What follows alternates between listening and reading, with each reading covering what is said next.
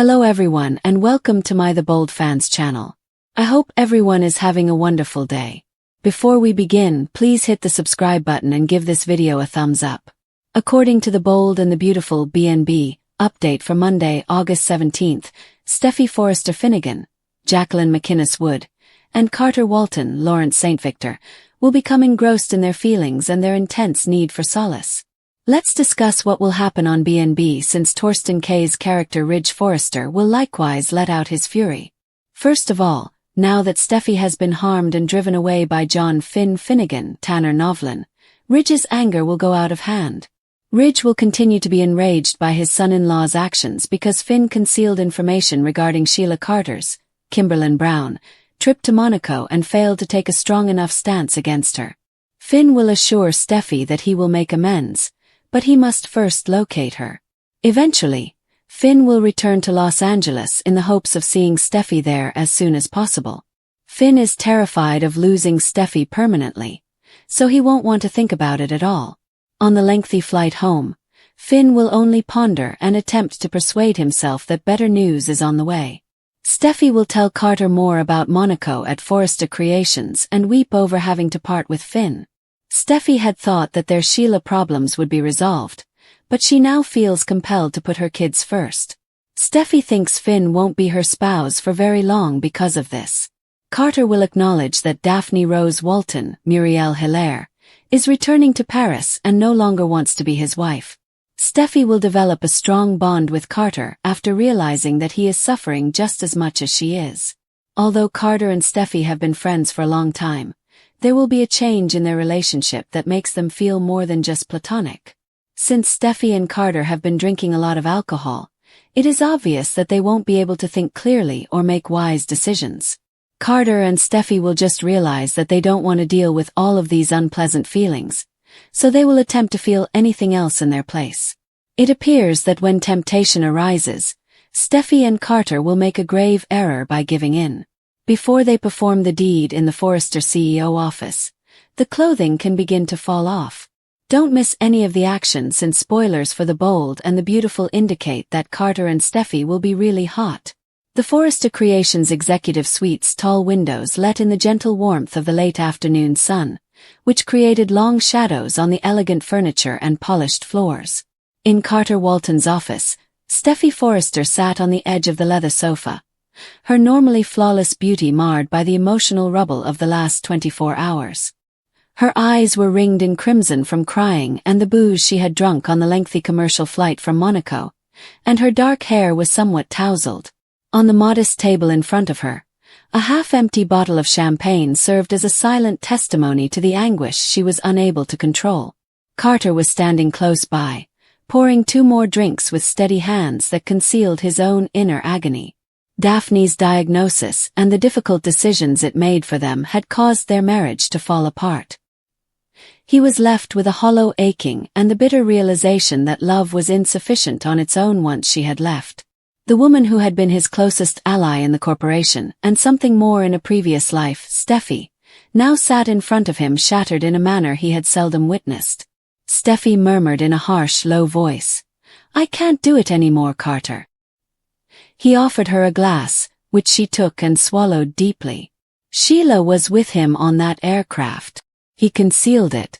Even after meeting my gaze in Monaco, he decided to keep her secrets a secret.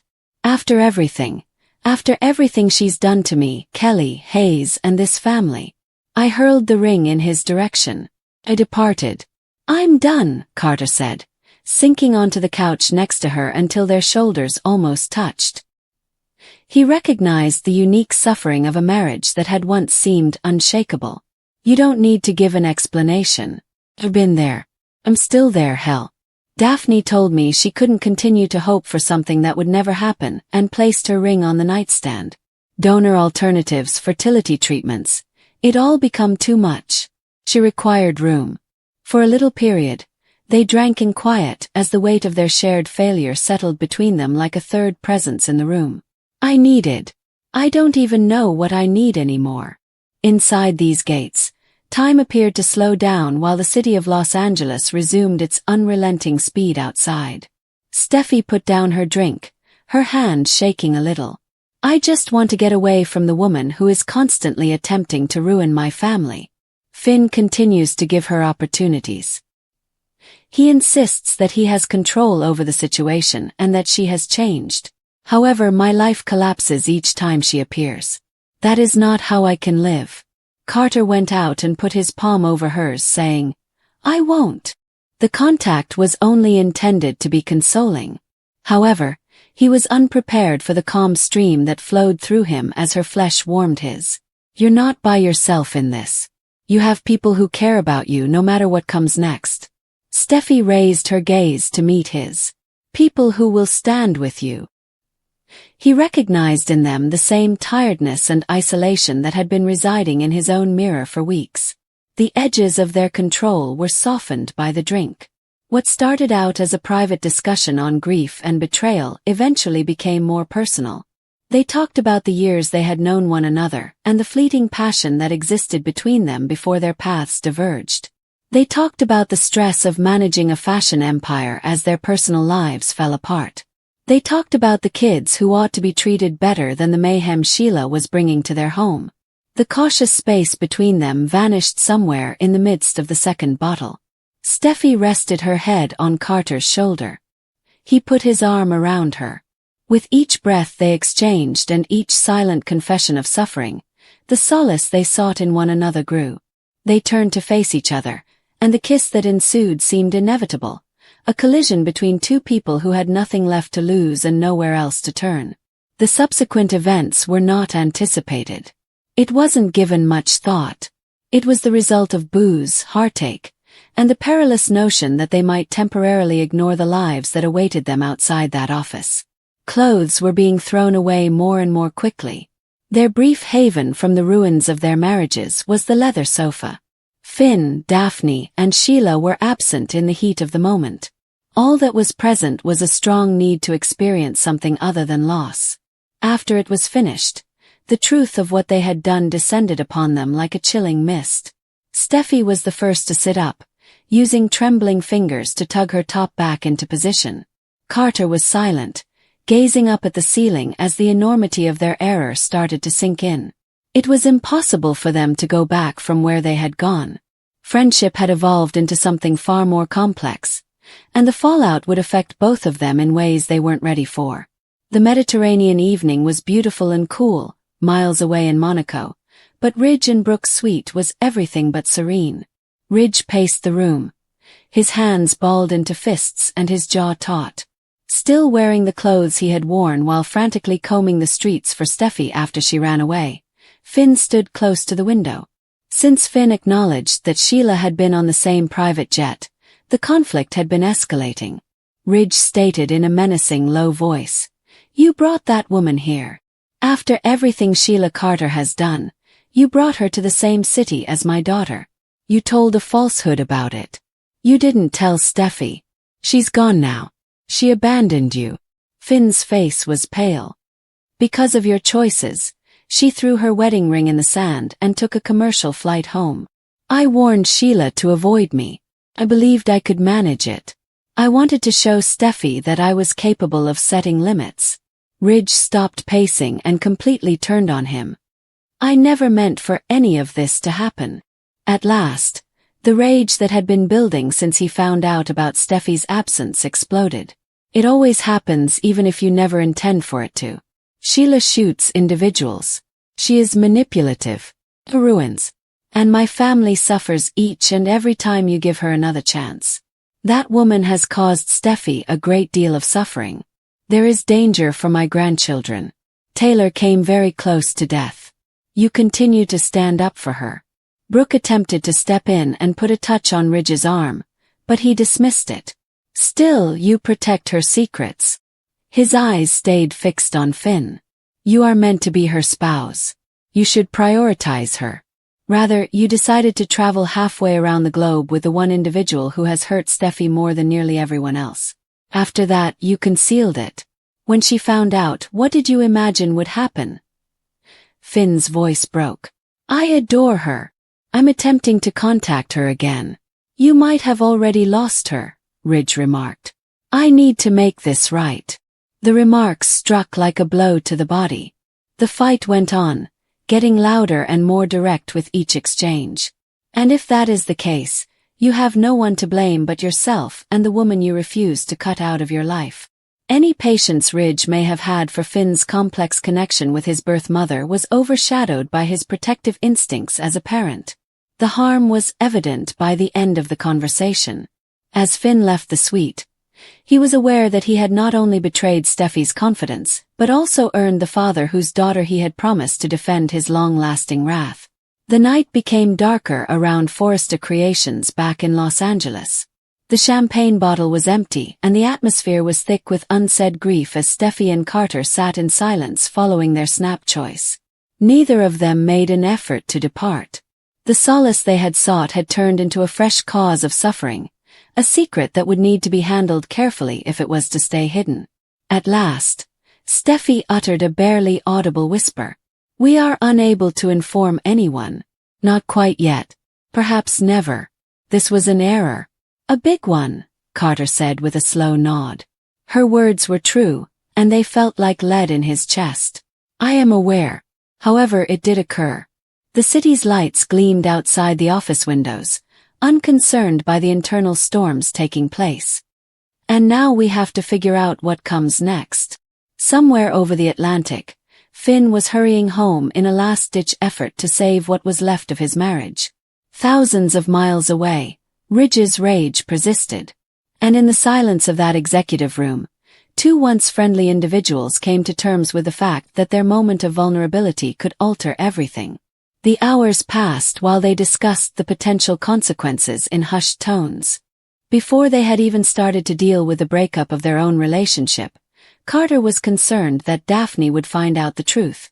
Steffy considered Kelly and Hayes, the secure environment she had battled so hard to provide for them, and how every carefully crafted barrier she had attempted to uphold could be complicated by this new issue with Carter. They silently vowed to be discreet, to encourage one another, and to try to get through the coming days without shattering the little tranquility that yet existed. However, the weight of what they had done persisted even as they talked about proceeding cautiously. In the heat of the moment, neither of them had completely considered the cost of the comfort they had sought. Ridge's resentment of Finn was already a factor that would change the relationships of the family when they got back. Finn's desperate attempts to win back Steffy's trust will clash with a reality she wasn't yet prepared to disclose. In the midst of it all, Carter and Steffy would have to determine whether their error in that office was the result of one careless night or the start of something more riskier. Steffy stood and gathered her belongings as the sky beyond the windows started to lighten with the first signs of daylight. With everything left unsaid, the quiet between them became heated as Carter led her to the office door. They did not give each other another hug. Neither of them was ready to cross the same line again, at least not quite yet. Carter muttered, "Get some rest." Steffy nodded slightly, then moved into the corridor and vanished in the direction of the elevators. "We'll figure this out." Carter went back to the couch by himself, where the remnants of their evening remained, including broken glasses and the lingering aroma of champagne. With the whole weight of the situation pressing down on him, he sat down heavily and buried his face in his hands. Ridge stood on the suite's balcony in Monaco, gazing out over the murky lake. Joining him, Brooks silently supported him by putting an arm around his waist. Ridge was exhausted from the fight with Finn, but he was still determined. The welfare of his daughter was his top priority. Always. Finn would suffer the repercussions if he was unable to comprehend that. Finn, on the other hand, was writing and erasing messages to Steffy while sitting in a quiet part of the airport terminal with his phone in hand. They all felt inadequate. When she discovered the truth about Sheila's presence on the plane, none of them could change the expression on her face. All he could do was hope that there would be something left to fight for when he got to Los Angeles. A fresh day full of unsolved conflicts and secrets that would not be hidden forever began as the sun rose over both cities. In a time of mutual need, Carter and Steffy made a grave error. Ridge's anger toward Finn had erupted with the intensity of a father's defensive fury. Everyone's life started to change in ways that none of them could yet fully perceive, somewhere in the gap between those two realities. The executive suite's polished floors were covered in long shadows as the warm glow of the late afternoon sun seeped through Forrester Creations' towering windows. The building was in a peculiar heavy calm that matched the weight bearing down on everyone who had returned from Monaco, as the usual bustle of activity had subsided. Despite the booze still warming her blood, Steffy Forrester sat rigidly on the edge of the leather sofa in the CEO's office. A swirl of plastic cups and hushed sobs she wouldn't let fall in front of strangers had characterized the commercial journey home. Now that she was by herself in the quiet, the full impact of what she had done descended upon her like a second skin. Finn had been thrown the ring by her. She had told the guy she had vowed to spend the rest of her life with, looking directly into his eyes. The image of Sheila's face on that Monaco beach kept coming back to me mercilessly. The way Finn had attempted to clarify, the way he had begged that he had simply wanted to shield Steffy from the reality and that he hadn't invited her. It didn't matter. Everything had been poisoned once more by the presence of that woman. With her heart broken, Steffy had boarded the plane by herself. Somewhere over the Atlantic, she had come to the conclusion that trust could not be repaired with further assurances once it had been completely destroyed. Carter Walton poured 2 liberal measures of scotch into crystal glasses while standing close to the bar cart. His own hands were unsteady. In the silent recesses of his thoughts, Daphne's departure continued to reverberate. The diagnosis, tears. Every day they spent together would serve as a reminder of what they would never have, as evidenced by the way she had looked at him and told him she couldn't remain. Chasing space, distance, and the opportunity to breathe without the burden of his hope pressing against her anguish, she had left her ring behind and flown to Paris. Carter had come to the office because it seemed too quiet and empty at home. He hadn't anticipated company. Something in him had recognized the same hollow expression he had seen in the mirror when Steffy had entered. Her steps a little shaky and her eyes red-rimmed. At first they hadn't said anything. Words seemed perilous. Rather, they had sat and let the wine speak for a time. 2 individuals whose meticulously planned lives had fallen apart in a matter of days.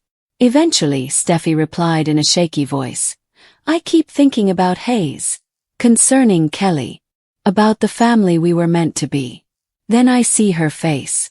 Sheila's expression. Carter gave her the drink and sat down across from her. And I can't breathe. You are not required to defend it. Not to me.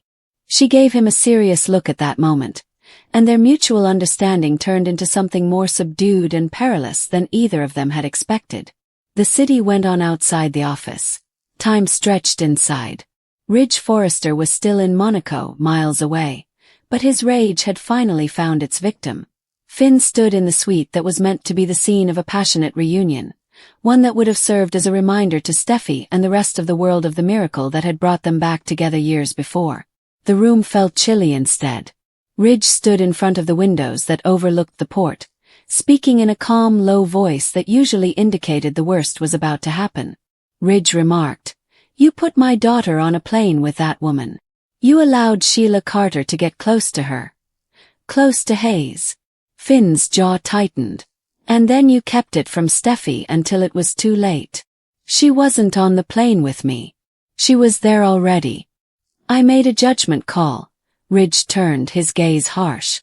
Your judgment calls have cost this family enough. Steffy has returned home. By myself. Devastated. Because you still can't distinguish clearly between the life you want and the woman who has attempted to ruin it more times than I can remember. The dispute had soon gotten out of hand. Ridge's protective anger was a force that seldom let up once fully engaged, despite Brooke's attempts to step in. Even Finn found his own explanations to be flimsy. He had hoped that he could control Sheila's presence and maintain harmony without losing the woman he loved. It was now obvious how much that belief cost. Steffy had vanished. The ring was either thrown away completely or found in a pocket or on a beach. And he was viewed as a threat by Ridge, the guy who had previously welcomed him as family.